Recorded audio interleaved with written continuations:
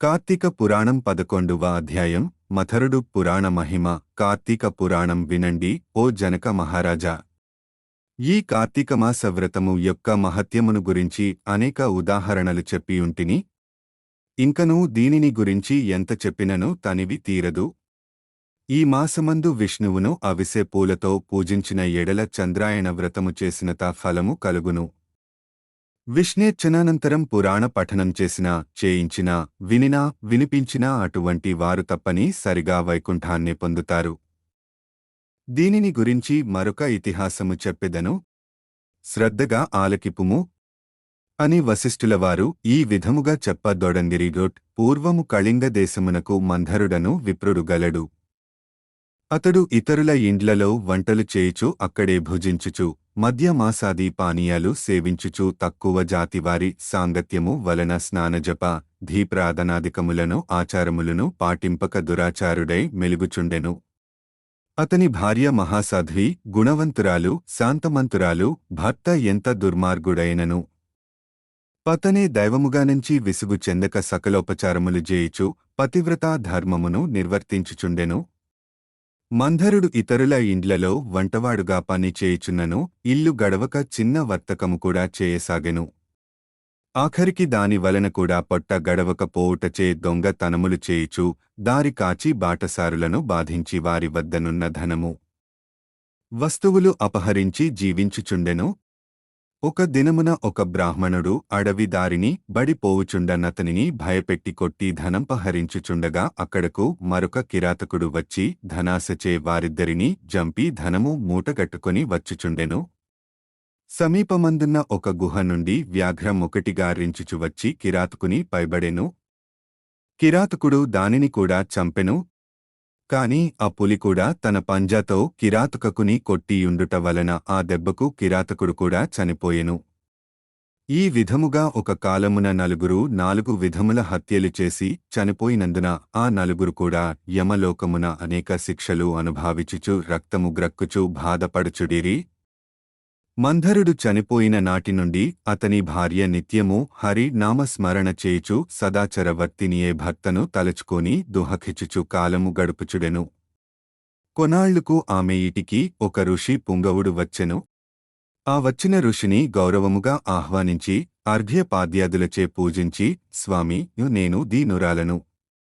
నాకు భర్తగాని సంతతిగాని లేరు. నేను సదా హరి నామస్మరణ చేయుచు జీవించుచున్న దానను కాన నాకు మోక్షమార్గము ప్రసాదించు ఆమని బ్రతిమాలుకొనేను. ఆమె వినేమునకు ఆచారమునకు ఆ ఋషి సంతసించి, అమ్మ, ఈ దినము కార్తీక పౌర్ణమి, చాలా పవిత్రమైన దినము. ఈ దినమును వృథాగా పాడు చేసుకోనువద్దు. ఈ రాత్రి దేవాలయములో పురాణము చదువుదురు.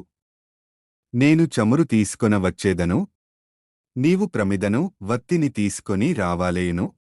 దేవాలయములో ఈ వత్తిని తెచ్చిన ఫలమును నీ వందుకోనుము అని చెప్పిన తోడనే అందుకామె సంతసించి వెంటనే దేవాలయమునకు వెళ్లి శుభ్రము చేసి గోమయముచే అలికి ముగ్గులు పెట్టి తానే స్వయముగా వత్తి చేసి 2 వత్తులు వేసి ఋషి తెచ్చిన నూనె ప్రమిదలో పోసి దీపారాధన చేసెను.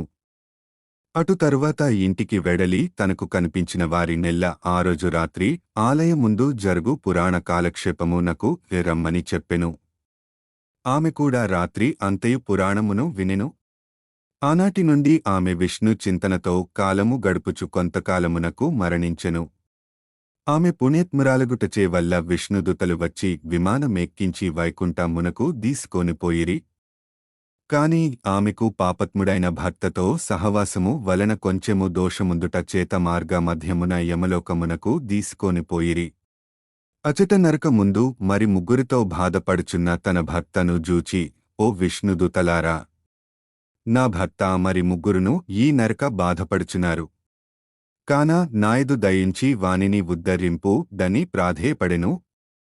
అంత విష్ణుదూతలు, అమ్మ, నీ భర్త బ్రాహ్మణుడైయుండియు స్నాన సంధ్యాదులు మాని పాపాత్ముడైనాడు.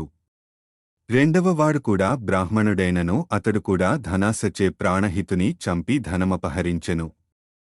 మూడవవాడు వ్యాఘ్రము. నలుగవవాడు పూర్వము ద్రావిడ దేశమున బ్రాహ్మణుడై జన్మించినాను అనేక అత్యాచారములు చేసి ద్వాదశి రోజున కూడా తైలలేపనము మద్య మాంసభక్షణ చేసినాడుగాన పాపాత్ముడైనాడు. అందుకే ఈ నలుగురు నరకబాధలు పడుచున్నారు అని వారి చరిత్రలు చెప్పిరి.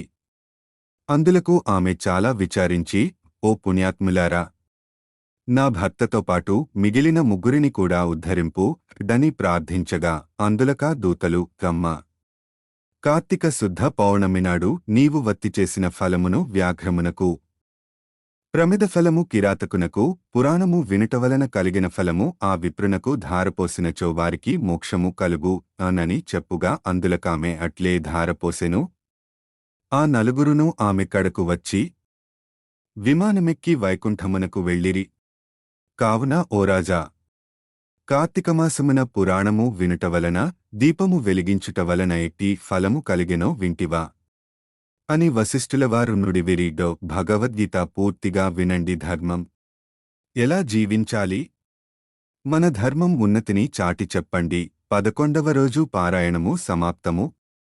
హిందూ ధర్మం ధ్రువోపాఖ్యానం పూర్తిగా చదవండి. అచ్యుత.